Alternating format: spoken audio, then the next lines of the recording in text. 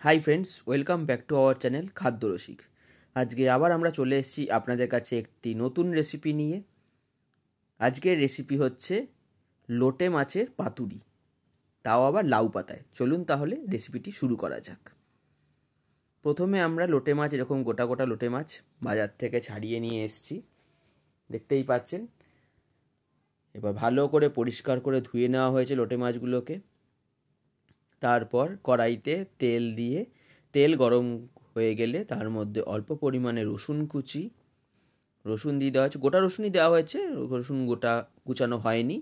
তার সঙ্গে অল্প পরিমাণে আদা, কাঁচা লঙ্কা, টমেটো,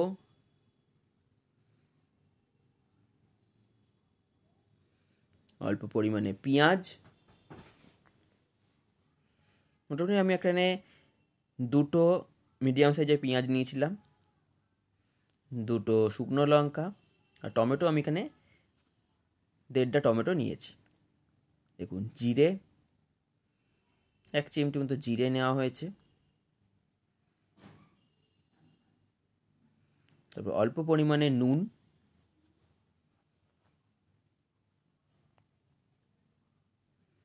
দেখতেই পাচ্ছেন সবই তেলে ভাজা হচ্ছে। খুব ভালোভাবে এগুলোকে তেলে ভেজে নিতে হবে।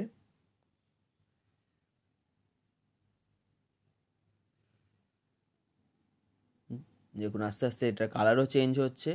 আদাগুলো কিন্তু আমি কুচাইনি, গোল গোল করে কেটে নিয়েছিলাম আদাগুলো, কিছুই সেভাবে আমরা কুচাইনি। রসুনও গোটা আছে, আদাও গোটা আছে, টমেটোগুলোও আমরা জাস্ট শুধু 4টে টুকরোয় কেটে নিয়েছিলাম। লঙ্কাও গোটা দেওয়া হয়েছে, শুকনো লঙ্কা কাঁচা লঙ্কা দুটোই। এরপরে যখন এটা একটু ভাজা ভাজা হয়ে আসবে, তার মধ্যে ওই 8-10টি মতো গোলমরিচ দেওয়া হবে।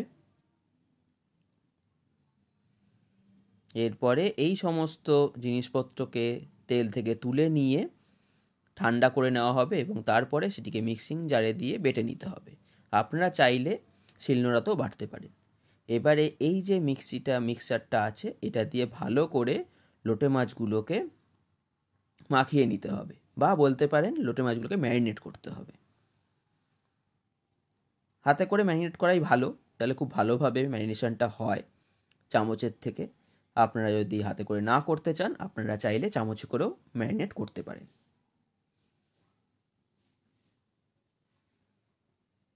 তারপর এটাকে আমরা মোটামুটি 1.5 থেকে 2 ঘন্টা রেখে দিয়েছিলাম ম্যারিনেশনে।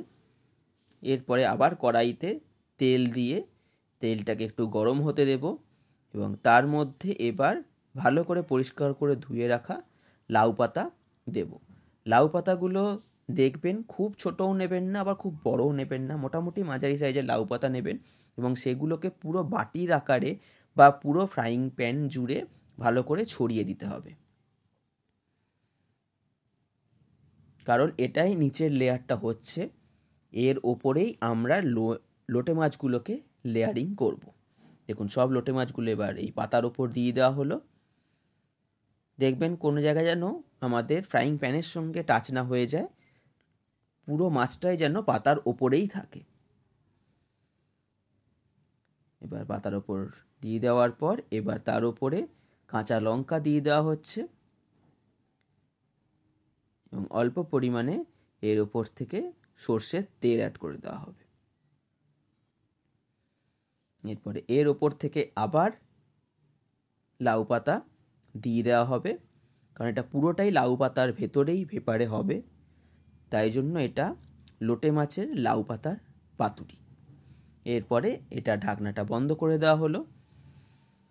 এটাকে মোটামুটি লো ফ্লেমেতে আপনাকে 15 থেকে 20 মিনিট এটাকে এরকম করতে হবে। যখন দেখবেন এই লাউ পাতাগুলোর কালার চেঞ্জ হয়ে গেছে, মোটামুটি একটু কালচে কালচে ধরনের হয়ে গেছে, তখন আপনারা বুঝতে পারবেন যে আপনাদের লোটে মাছের পাতুরি মোটামুটি রেডি। এবং সাইডে জলও শুকিয়ে যাবে, কারণ লোটে মাছ খুবই নরম মাছ, তাই এর থেকে জলও ছাড়ে। তাই যতক্ষণ না জল শুকাচ্ছে ততক্ষণ পর্যন্ত আপনারা এখন লো ফ্লেমেতেই জিনিসটাকে রাখবেন। দেখুন, আমাদের লোটে মাছের পাতুরি রেডি।